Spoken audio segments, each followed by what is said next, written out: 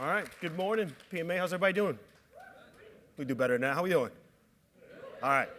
As you mentioned before, I'm Gerard Green. I'm the Vice President of Product and Customer Marketing at HighSpot.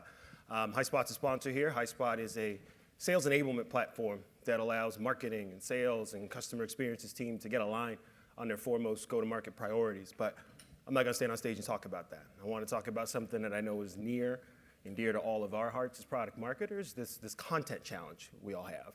And as you can see, I'm addicted to alliteration. There's a lot of C's in this presentation. We'll get through it.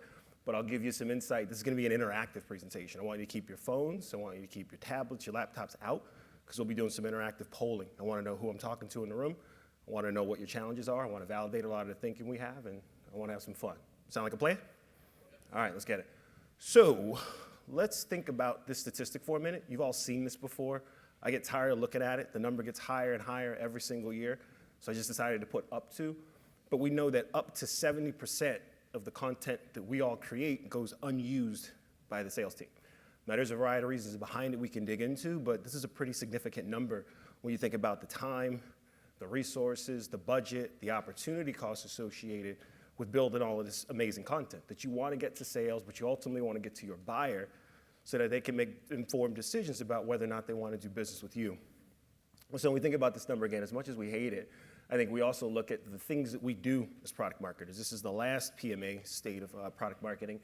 Looking forward to the update, but the key here is that so much of what we do isn't just creating the content, it's the messaging and positioning research that we have to do to write the content. Who are we writing to? There's the persona work we do. There's the storytelling we do. There's the product roadmap work we do. A lot goes into just creating content. It's not all just putting pen to paper.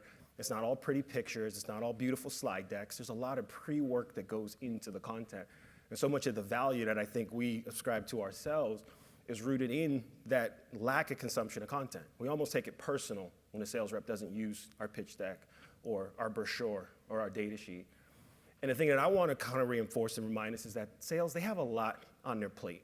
And I want to always make sure that even as an enablement company and as a product marketing partner to our enablement team, there's a lot of empathy for how we enable our own sales teams.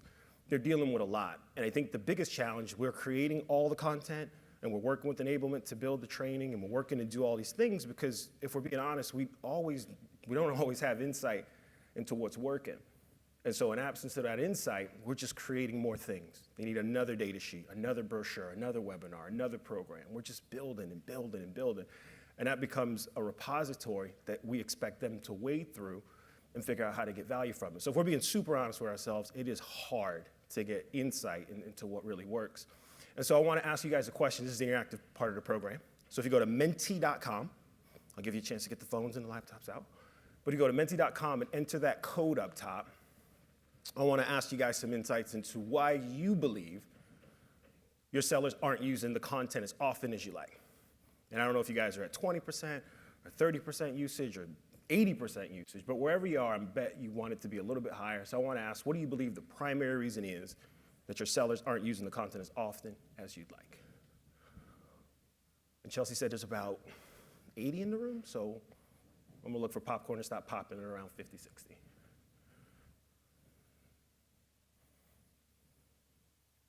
Isn't this fun?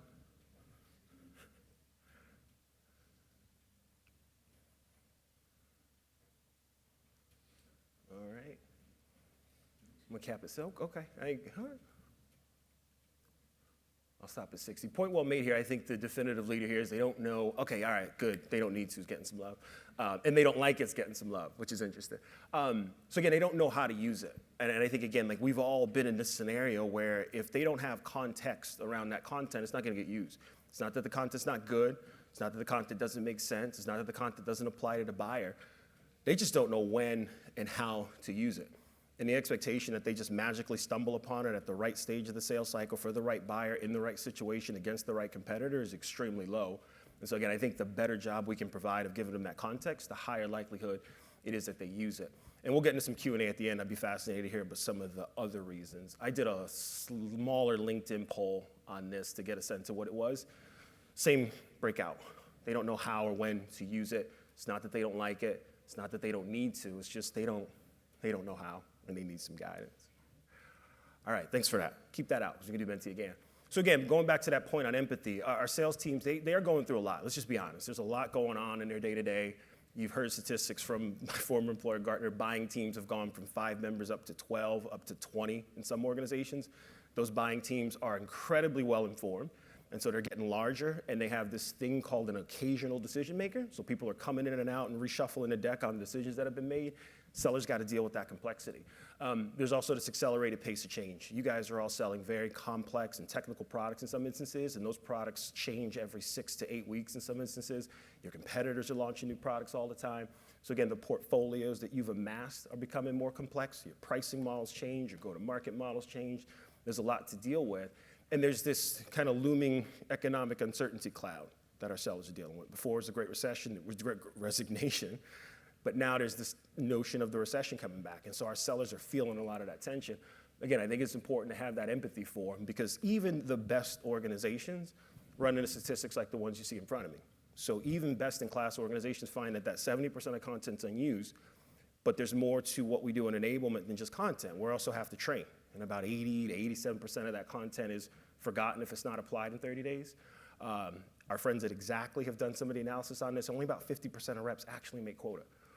So if you think about that balance and that equation that the sales leaders have to make, typically there's a small majority driving the majority of the quota attainment. So you have your rock star sellers who are going to crush their quota every single year. You got this frozen middle that could go either way. You got your low performers. And most sales leaders have just resigned to the fact that that's just the way it is. So our goal is to hire more rock stars and keep more rock stars and pull more folks in the middle to be rock stars, as opposed to focus on some of the things we can do to get more out of the lower performers. So quota attainment being at 50% is good in most organizations, but I think you want to get to that 70 on 70 kind of a balance where you can now have more predictable, repeatable revenue cycles. And again, because sellers are struggling, the churn rates have gone up. 35% is crazy. I mean, that is almost 2 times any other function in any other industry. So the fact that you lose about a third of your reps every year because they either are rock stars and want to get paid like rock stars somewhere else, or they're struggling to become rock stars and be productive at your company is a challenge. But imagine setting your watch to a world where about a third of the field you're working with leaves every 12 months. So again, empathy for the sellers. I just want to kind of instill that here. And again, we need to make it all make sense. One of the mantras on my product marketing team who's here in the building is that we have to make it all make sense. There's a lot that they have to deal with. We have to put all this great content in context, because without it, our stuff doesn't get used. Our sellers aren't productive. We don't hit our business outcomes. We can't feed our families, and a bunch of bad things happen. So let's not do that. So let's get into it then. Your content needs context. And I'll say it over and over and over again, but it needs it, it needs it, it needs it, because without it, we get lost in the weeds. There's many forms of context. I'm sure some of you are doing this right now. Regardless of what platforms and systems you use, there's different ways to think about forms of contacts or context. It can be as simple as an internal description of that piece of content where it sits. How do you want this thing to be used? When should it be used? How should it be used? Just providing a short blurb to a seller on use this brochure in these scenarios can go a long way. Do you have a system where the content, wherever it's housed, can be rated or reviewed? I watch a lot of recommended content from providers like Netflix. My wife does not let us buy anything on Amazon that doesn't have a 4.5 rating on it. And so do you find ways to get your sellers to give you that feedback on the content, not for you to know if it's good, but does it send signals to other reps that let them know that that content is good? Do you also map it to related or other recommended pieces of content? No content, I think, in any of your repositories lives in a vacuum or lives on an island. There's a complementary piece to it. It goes with the deck. It goes with the brochure. It goes with the RFP. It goes with the value calculator. What are the other pieces that it's all connected to? So now you start to be able to tell a story cohesively through the journey, as opposed to these unique one-off random acts of content. Do you use engagement insights to get a sense of when it's sent to the external audience it's intended for, how do they interact with it? How long have they read it? How many times have they downloaded it? How many people have they shared it with? Does that give you signals about whether or not that content is effective? Most of you have sales plays or sales playbooks, whether they're a PDF, whether they're actually digital, whether it's a Word document or a Google Doc. Most of you have sales plays, and then if they're written down, it will architect or at least show you a roadmap on when to use what piece. And it also typically fits into the bigger picture. If you have a sales play on how to win a particular industry, I'm sure there's a recommended resource or links to content that's effective in those scenarios. Those sales plays and playbooks can be very effective ways to drive that consumption. And then the other part that I think is really cool is how is your content integrated into the CRM system if that's there? Is there a world where because of the context in the CRM, the stage, the opportunity, the competitor, any of the fields in the CRM, will that trigger a recommendation of what piece of content to use? So again, these are effective ways to think about context. You're all gonna have varying ways that you can execute this, but I don't want you to think that there's many forms, and I'm sure I'm missing a few based on some of the best practices in this room. But when you think about it, the simple equation that my team's tired of hearing is that you can think about it like this. If you have content without context, you will get chaos. You will be in a scenario where reps don't know what to do, when to use it, how to use it. You'll be south of that 30% of the content that's consumed, and you'll be in a situation where I think you're gonna be continuously frustrated, continuously overwhelmed, continuously asked to create more content that is answered in content you've already created. And it's not a world I think we enjoy living in. And I want to flip that equation and think about how content with context gives your reps confidence. We've seen sales confidence is the #1 indicator or leading indicator into what performance can be. I'd rather have a confident rep than anything else. A rep with just sometimes irrational confidence walks into meetings and handles objections differently. They walk into meetings, they engage stakeholders differently. I'd rather have reps with irrational levels of confidence than ones who are trying to deal with content chaos all the time. And oftentimes we find, and I know I'm gonna see some head nods when I say this, sometimes we put so much energy into what we want them to say into the deck and into the content and just say, present this, share this. If you don't know what to say, let the content do the work for you. They're not confident in their ability to handle that. They're not confident in where the numbers came from in the benchmark survey. They're not confident in the full bill of materials that you provided. They don't know the nuances of the case study that's been written. So even with all the greatest content in the world, that context, without that context, they lack the confidence to execute it effectively. So we've over-indexed on confidence. So we run an annual or a biannual sales confidence survey. We work with our win-loss provider to get a sense of how confident are our reps across different vectors of our go-to-market. One of them is the resources. How confident are you on a scale of 1 to 7 in your ability to use the resources at your disposal? How confident are you in your abilities to disposition a competitor? How confident are you in our pricing model? And what we find is that a lot of the rockstar reps are gonna be very confident in areas, but what you also expose is who's not confident across different cohorts, who's not confident by team, who's not confident by region, who's not confident by tenure. And as you start to slice those things, if you're fortunate enough to have an enablement team or you are the enablement team, your ability to provide now contextual guidance to close those confidence gaps unlocks a whole new cheat code for you. So instead of kind of peanut butter broad enablement or peanut butter training or peanut butter content, you can actually go to the cohorts that need it the most and give them very targeted and specific guidance on ways to get them more confident in your stuff. And I think that helps out a lot. There's more to it than that. Because again, I think that notion of chaos versus confidence plays out in a lot of scenarios I think you see here. When we have sellers who live in chaos, a lot of the time the content you have lives on their desktop. They got a folder called marketing stuff, and it just lives there. They never update it again.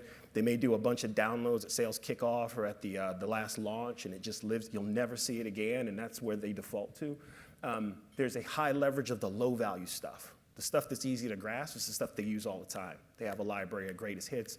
They pitch it all the time. They don't go back to the well to get anything new. They typically are a vocal critic of marketing and product marketing. I never have the tools I need. I never have the content I need. Marketing, give me more, give me more, give me more. And typically they default to marketing and product marketing and search as a service. Liz, can you find that pitch deck for me again? Can you Slack and get that thing I couldn't find before? And we do it because we want them to use it, but then now we become a crutch. We become over-enabling. We want to see the world of confidence where they think about the content center and wherever that is, it's cloud-based, it's always on, it's always available. It always has the latest and greatest content to be leveraged. There's consistent leverage of high-value stuff because we're creating high-value stuff all the time. And whether we create it or we buy it or it's a Gartner reprint or a Forrester reprint, we want to make sure it's a part of their stable on a continuous basis. They're using updated, on-brand, on-message, accurate materials. They're a vocal advocate of marketing now. They can see the connection of the messaging, the positioning to the sales conversations that they need to have, and then they view product marketing as a trusted partner. I think we're all on different ends of the spectrum here. I think there's some work even for our teams to do as we move more towards that extreme level of confidence. But I think the goal for us is to make sure content isn't the barrier to success for them. And our goal every day is to provide context around it so it's used at the right time with the right people to drive the right outcomes. We're not done, more alliteration to go, but I think there's 3 steps you could also take around context. And we're gonna spend a little time to talk about this, and I'd be super keen to understand how you guys are driving this, so back to Menti in just a second. But I think a lot of this starts with your ability to consolidate the content, and so let's start there. Back to Menti. Where do you guys manage your stuff? Where do you keep it? Where does it live? File storage systems, your box, Dropbox, G Drive? Does it live in a content management system, best of breed, like a SharePoint, digital asset management system, Adobe, Wide and Binder, sales enablement platform, combination of all? Let's see what we got. I even switched up the animations for you.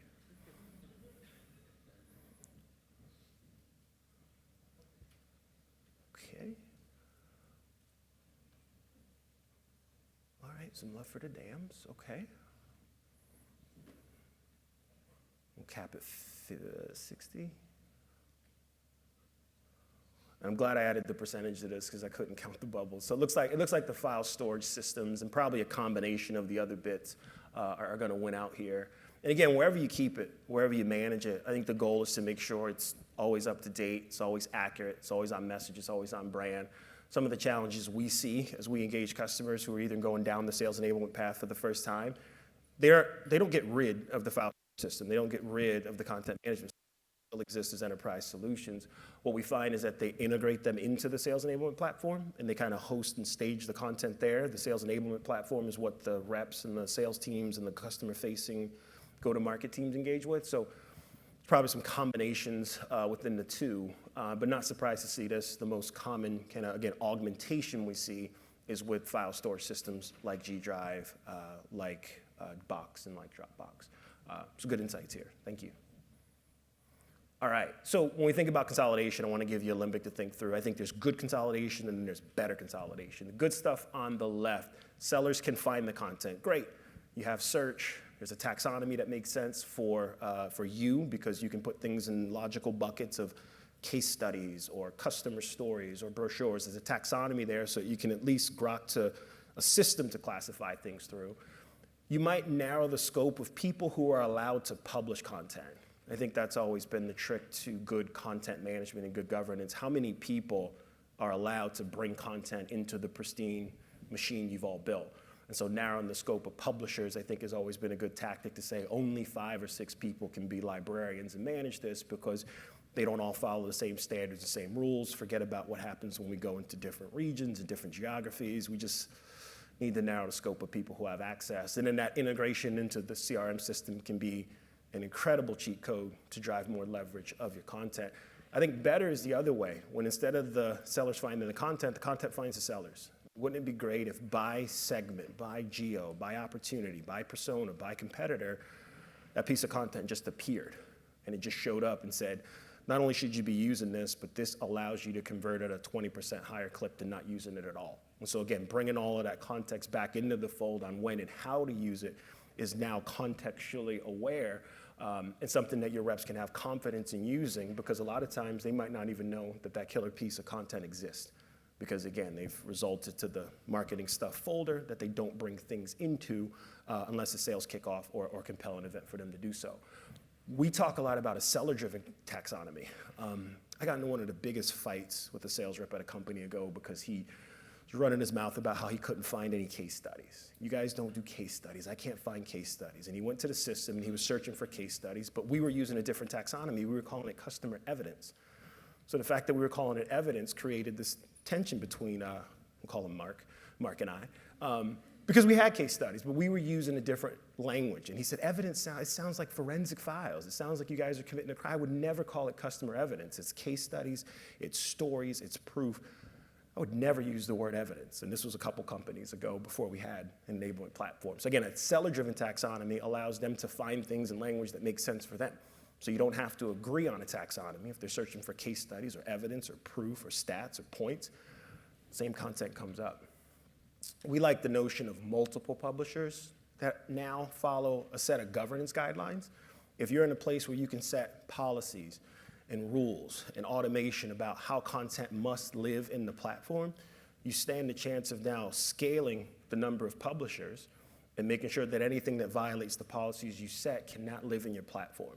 So we absolutely believe in a world where governance becomes the guidance, and why not use software and why not use automation to set and make sure publishers abide by those policies. And also, if you can get the system integrated, not just with the CRM, but with other sales tech. If you have a system that you use for sequences or an outreach, a sales loft, a group, and your ability to pull the content from the repository and put it in those sequences doesn't require a funky 2 or 3 step process, you stand a much better chance of making sure that the content that they put in front of customers through the systems they use to put it through is right, is accurate, is on brand, is on message. So again, we think that better world is the one we strive to live in, and again, we take steps to live in that world every single day. So again, consolidation, bringing everything together, we believe will help you eliminate a lot of the content chaos you have. We believe governance is the cheat code that lets you do it. I almost think about trying to clean a room, and this is just kind of my technique. If I can get everything around the edges into the middle, if I can just go to where everything is and get it all in front of me, I stand a better chance of figuring out what needs to be kept, what needs to be thrown away, what's bringing me joy if I'm Marie Kondo. So there's opportunities for you to do it when it's all together as opposed to trying to govern in 6 or 7 different repositories. Let's talk about quantify. How do you measure the performance of your content? How do you measure performance of the content?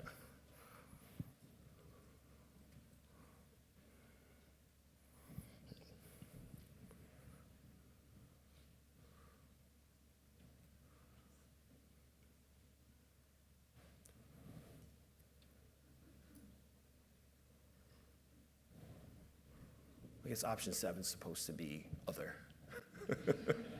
Sorry about that.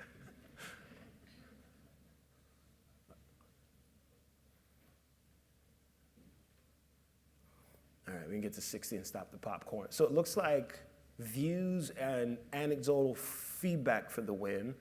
Yeah, views at a high level makes a lot of sense. How many people are looking at this? And that gives you some insight into some things about whether or not they've seen it. Do they keep looking at it because, like me, they put a typo in it? Or are they looking at it because it's a value and they want to see it and they want people to read it? We also see a lot of terms of anecdotal feedback. If you're fortunate enough to have a frequent feedback loop with the field, what I think you find is that they're very vocal about what's working and what's not and what they need. And so when they can give you feedback on what's working, you'll invest in those. When they give you feedback about what's not, you tend not to. So that's great to see. We also see a world where that buyer engagement side has been trending up lately. How does the intended audience engage with the content we've seen? How do they look at it? How do they share it? How do they scale it? And so for us, I think there's 2 worlds of good and better. Good would be internal views and shares and downloads and viewing time. How long did they look at this thing for real?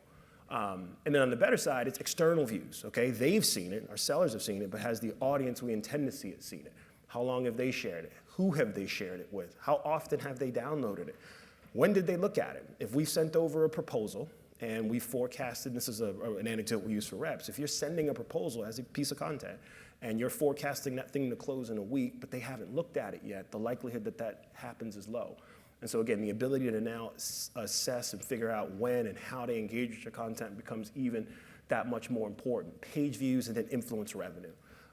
For us, the ability to correlate the pitch of the content, where it fits in the stage, and then the attribution to whether or not we've won a deal based on the consumption of that content has been an incredible cheat code for us. So again, the ability to provide that richer set of analytics. Is that content used? Is that content seen? And does the consumption of that content play a role or is correlated with some of the business outcomes we're all trying to drive? And then collaboration. This is one of my favorite ones. So last question, because I'm conscious of time. How often do you collaborate with your sellers on the creation of content?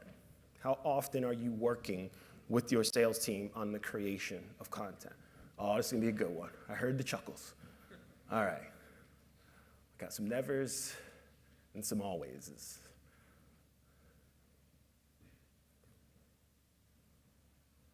All right, we'll cap it 60-ish. Good mix here. All right.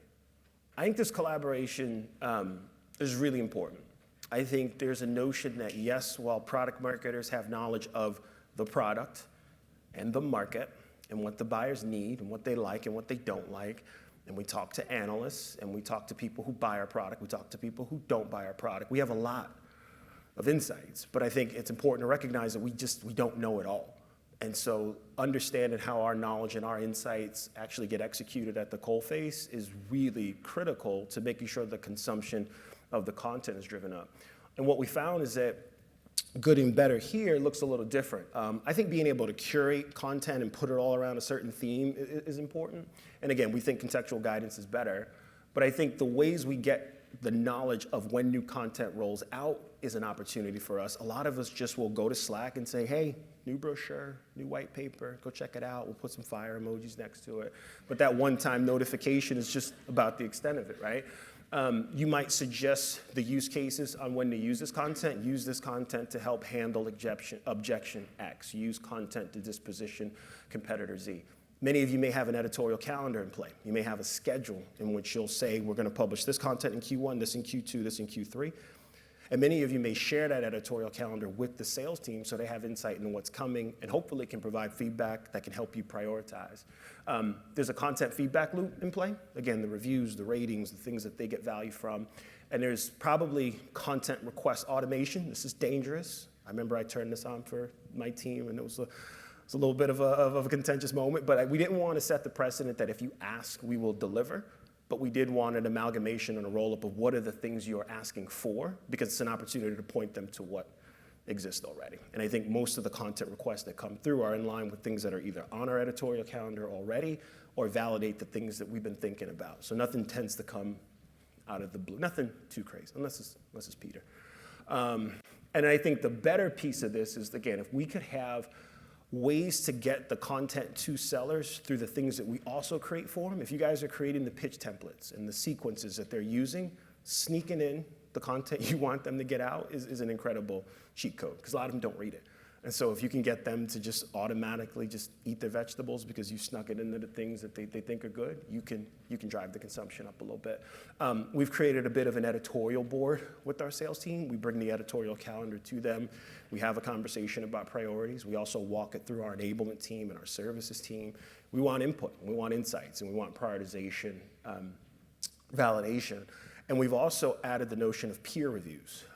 It's helpful for me when I'm putting a piece of content together to grab the sellers who are going to use this the most and say, what do you think of this? How would you reframe? Is this the way you have this conversation?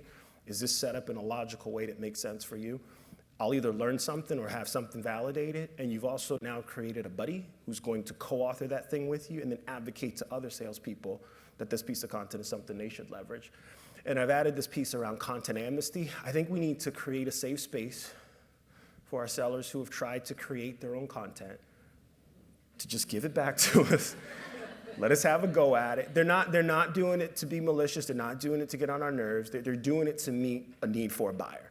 And most of the time, it's not terrible. It may be off brand. It may be off message. It may need a little bit of love, a lot of words. But I think we need to create a space where we can take what they have, what they've created, what works for them. And if they are some of your rock star sellers, the likelihood that everybody can benefit from it is incredibly high. So again, I think when you work with your sales team on the content they need to be successful, you unlock a whole new cheat code. I'm going to give you a quick example. These were our two greatest hits in 2021, both co-authored with the sales team. One of our sales leaders in the SMB segment said, Gerard, I struggle in the late stages of a deal because a lot of people feel like if they buy HighSpot, it's a big lift, and I need a guide to help them understand that implementation is not scary. We have a very specific approach to it. And I have the conversation all the time, but I'm scraping the services guide for one of the visuals. I have some anecdotes can you guys just build this one guide to explain what to expect with an implementation? This was the #1 brochure that's been downloaded, viewed, pitched, and also influencing revenue in the last 3 months. And that was a co-created piece with our buddy John Garan. And then the customer engagement process was also a seller-created deck. Jess Turner had a visual of a mutual action plan that she wanted to establish. I won't show you what it looked like before, but she had the right idea to say, hey, I'm going to end every SQL meeting with a plan on how you will buy our software. And she says, Product Mark, can you guys just help me not make the slide pretty, but help to implement this as part of the way we go to market. So not only is this a slide, it's a mutual action plan, there's a corresponding white paper, each customer we engage with gets homework from it, and it just allows us to not just get it out, but to have vocal advocates like Jess Turner and Laura Sullivan and Andy Champion remind people that this exists. So this has been an incredible lift for us. There's more. And if you want to dive deeper into some of the ways to just unlock some of these content cheat codes, Liz Michaud and Holly Waits, our directors of product marketing at HighSpot, have a workshop that will allow you to assess where you are on your content journey and give you some tips on how to get better. And I just want to thank you for the time today. I really appreciate it.